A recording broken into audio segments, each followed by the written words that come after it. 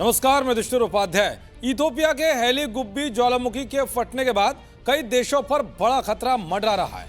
इसका असर भारत तक देखा जा रहा है। 12,000 साल बाद अचानक से फटे इस ज्वालामुखी से निकला गर्म राख का गुबार गुजरात, राजस्थान होते हुए दिल्ली के आसमान तक पहुंचा है, जिसका नतीजा यह है कि राजधानी दिल्ली में कई इलाकों में AQI 400 के पार पहुंच गया और जहरीला स्मॉग छा गया। आनंद विहार, एम्स और सफदरजंग के आसपास धुंध दिखाई दी। आपको बताऊंगा कि इस ज्वालामुखी की राख का खतरा अब कहां-कहां बढ़ गया है और भारत में इसके खतरे को लेकर क्या-क्या अपडेट है। साथ ही बताऊंगा कि ज्वालामुखी की राख हवाई जहाज का इंजन फेल करने के लिए क्यों खतरा बन गई है, जिसको लेकर भारत को बड़ा फैसला लेना पड़ा। दरअसल राख का यह गुबार लाल सागर को पार कर मध्य पूर्व और मध्य एशिया की तरफ बढ़ रहा है। राख का यह बादल अब चीन की ओर भी चला गया है। जमीन पर इसका ज्यादा असर महसूस नहीं होगा, क्योंकि यह बादल बहुत ऊंचाई पर है, लेकिन यह ऊंचाई ही वो जगह है जहां ज्यादातर यात्री विमान उड़ते हैं। इसकी वजह से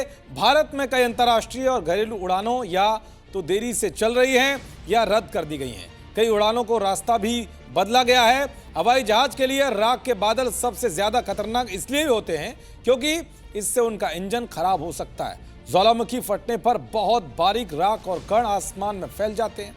ये कण सिलिकेट नाम के बेहद सख्त पदार्थ से बने होते हैं। जब ये जेट के इंजन में जाते हैं तो अंदर के तेज तापमान की वजह से पिघल जाते हैं, लेकिन जैसे ही वे इंजन के ठंडे हिस्सों तक पहुंचते हैं तो ये दोबारा जमकर कांच जैसी परत बना लेते हैं। ये कांच जैसी परत हवा के बहाव को रोकती है। इसकी वजह से इंजन रुक भी जाता है या पूरी तरह फेल भी हो जाता है। दरअसल ज्वालामुखी की राख के गुबार ने उत्तरी और पश्चिमी भारत में एयर क्वालिटी और एविएशन सेफ्टी को लेकर चिंता बढ़ा दी थी, लेकिन अब भारत से खतरा टलता हुआ दिखाई दे रहा है।